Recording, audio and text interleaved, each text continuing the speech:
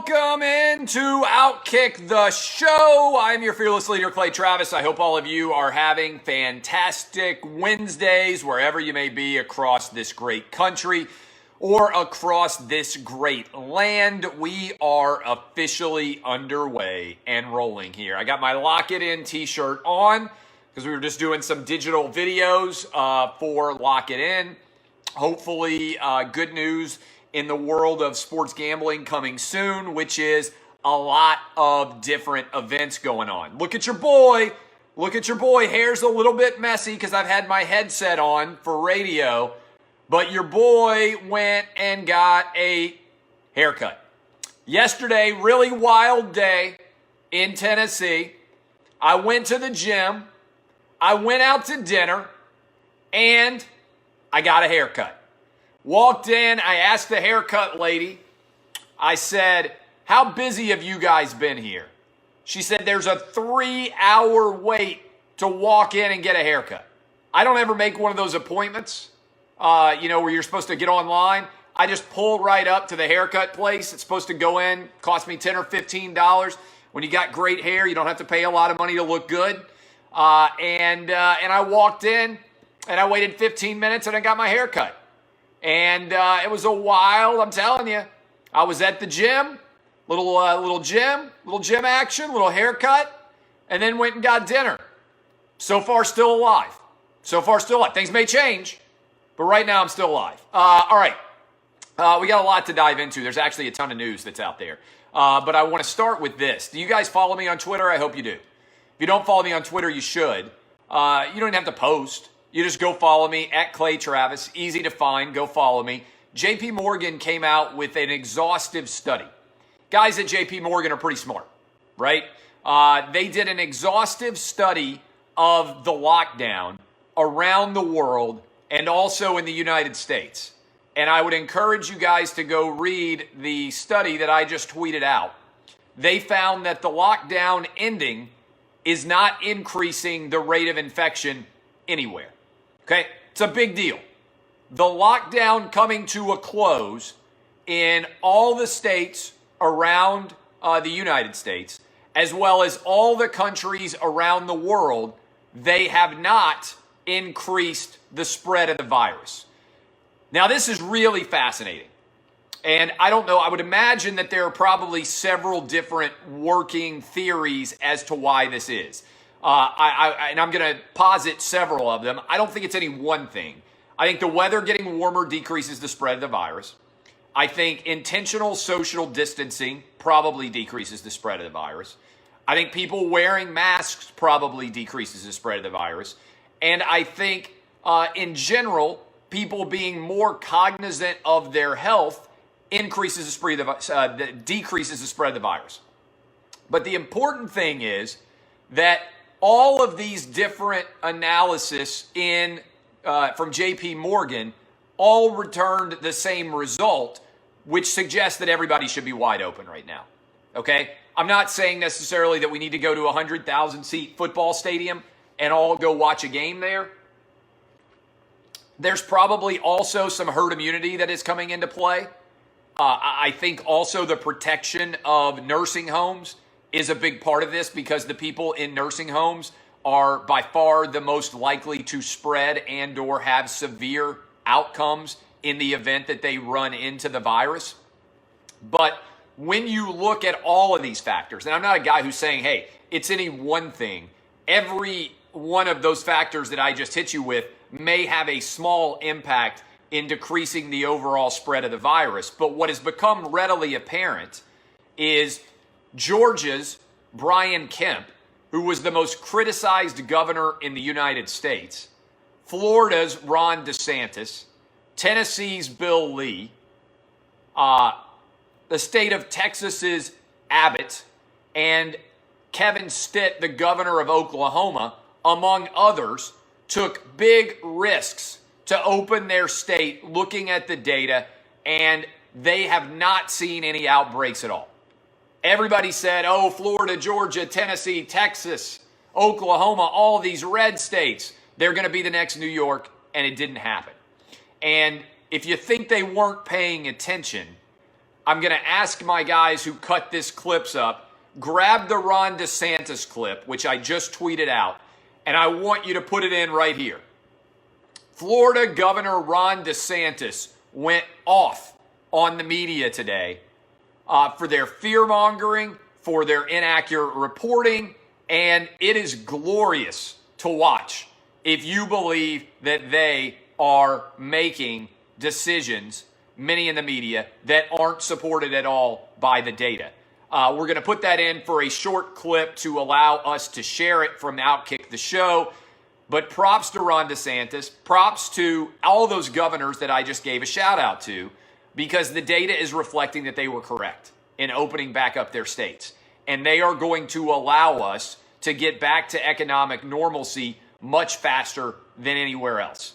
If we can allow the idiots like the governor of Pennsylvania, who's worried about people getting haircuts, or the governor of California, who was saying there were never going to be any events in California until 2021. Instead, he suddenly shifted course.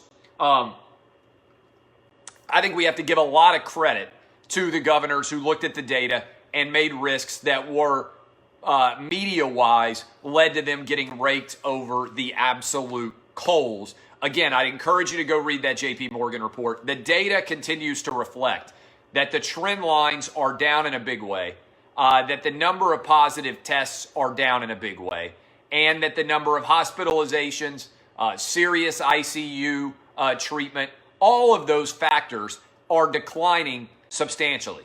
Yesterday, Tuesday tends to be a big day because a lot of people catch up with the lag over the weekend. It was the least deaths on a Tuesday from the coronavirus since March.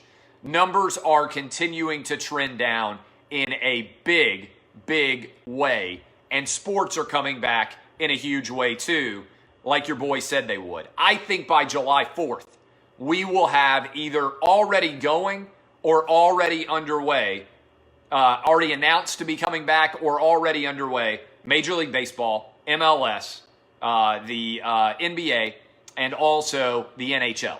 I think they are all coming back sooner rather than later. And I want to say props, you don't hear me say this a lot, props to the Ohio State Buckeyes and their athletic director, Gene Smith, who just came out in a press conference and said what we talked about yesterday and what we talked about this morning on the radio program was true, that Ohio State would like to have athletes, its football players, back on campus by June 8th. This makes a tremendous amount of sense. If I can go to a gym in the state where my university is located, which many players can, would you rather have your players going to work out and try to stay in shape in a public gym or back on campus with better treatment options, with better health care, better nutrition, safer environment? This is a no-brainer. You want the guys back on your campus. So I agree with the Ohio State decision. I agree with the SEC moving in the direction of college kids getting back on to the campuses and back into the dorms and back into working out. We're going to have a football season. Gene Smith also said that if social distancing is required, that somewhere around 20,000 people could still probably come and be able to get set up to be able to go to games. And I think what's going to happen is some form of what I said months ago.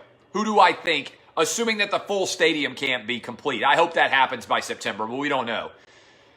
Assuming that you can't have a full stadium, who do I think is going to end up in the seats? I think the highest level donors who are in suites, which are sort of naturally social distanced, and then I think the college kids are going to be in. Ohio State said in a 100,000 seat stadium, they think they could fit around 20,000 fans-ish. So I think it makes sense. Bring in college kids. And if you do that, you will be well underway. And that makes a lot of sense. And as a result, on top of that, I think the highest level, highest paid people also make sense beyond a shadow of a doubt. Props to Ohio State. SEC is going to be back. All of the fearmongers out there who were saying there's not going to be a college football season, guess what? You were wrong. College football is coming back, baby. and it's going to be glorious. A couple of other things. I didn't even see this from Nebraska, but Nebraska and Iowa have both decided that high school baseball and high school softball is now permitted back in their states on June 1, I believe. Props to the governors of Nebraska and Iowa, and a lot of kids out there that are otherwise graduating seniors. I would think they would think it's awesome to be able to come back and play. This would be, I think, absolutely extraordinary. So to me, this is an easy call. This is a great move. I think it's hysterical that Iowa and Nebraska high school baseball and softball have gotten back before we've actually gotten Major League Baseball back. But props to Iowa and props to Nebraska for bringing back softball. Several other easy and interesting storylines here. How about the NBA to Disney World? We talked a lot about the NBA to Vegas. Report out of The Athletic that the NBA is planning on going to Disney World and would like to start somewhere around mid-July for their returned season. Seems smart. It's a bubble-like environment. You could theoretically bring your families there. The only thing I would say about this is I think Disney World's going to open sooner rather than later. If you look at the progress that the state of Florida is making right now, I believe they open Disney Springs, I think tomorrow, which is the shopping area in Disney World. I think there's a good chance by July that Florida is going to be allowing some people back into Disney World.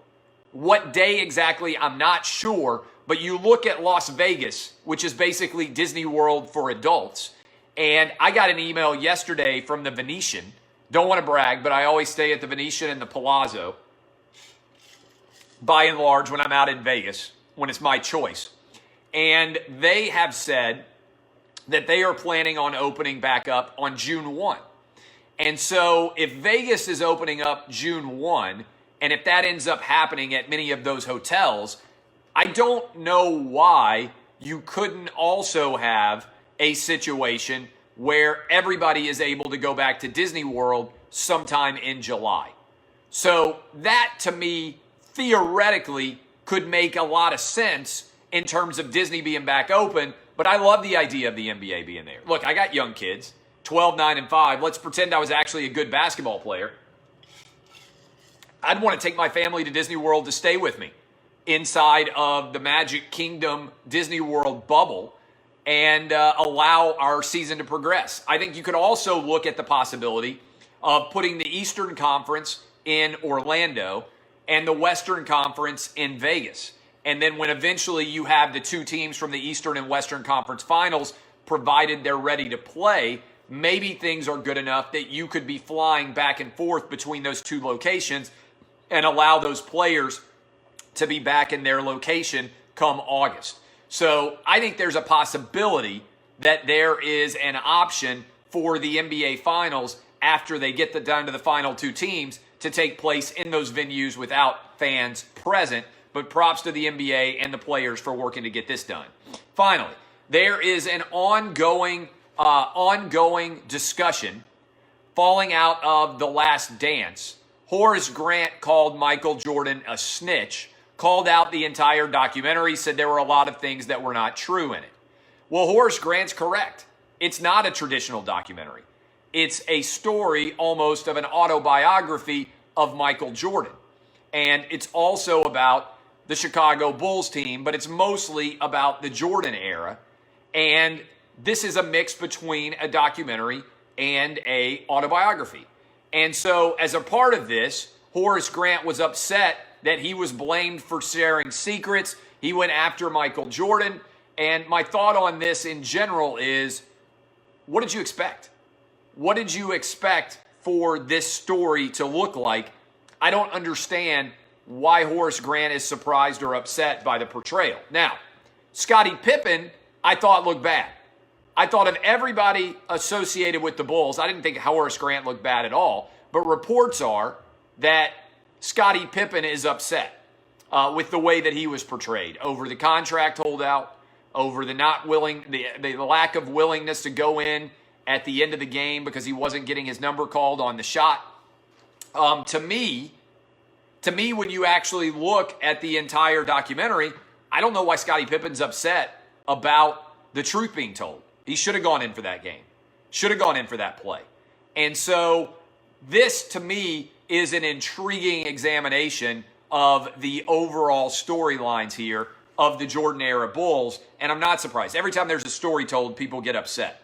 But if you think about the future, I think there's going to be a lot of people who want a Jordan-style documentary told about them, and I'm going to talk about this tomorrow.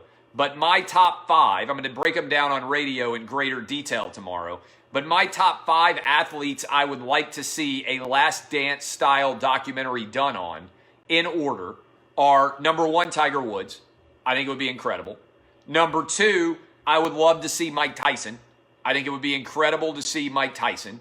So Tiger Woods and Mike Tyson. I'd love to see Peyton Manning. I'd like to see Tom Brady. And I'd like to see Michael Phelps. Honorable mentions for Serena Venus. Yeah, I think you'd have to put them together. For Roger Federer, for Usain Bolt, and for Floyd Mayweather. I also have LeBron in there, but he's an inauthentic, probably not very engaging storyline in general. That's my top 10. But my top 5 in order would be number 1, Tiger Woods. Number 2, Mike Tyson. Number 3, Peyton Manning. Number 4, Tom Brady. Number 5, Michael Phelps in terms of athletes. Some other suggestions, Deion would be interesting. Bo Jackson would be pretty intriguing. And I think there are a lot of different directions that you could go there. Pete Rose would actually be interesting too. But that's if they're going to actually be honest, which is what I don't think LeBron would be. All right. I love all of you. My name is Clay Travis. This has been Outkick the Show. Kisses. DBAP, unless you need to SBAP. I will see you guys on the radio tomorrow. And I hope that you are enjoying our dominant stock market run, which if you listen to your boy, all I'm going to say is, if you listen to your boy and bought the stocks I told you to buy, you've made more in the last 3 months than most people will make in the next 3 years in the stock market. Kisses. See y'all. Bye. Love you. Thank you, Facebook. See y'all.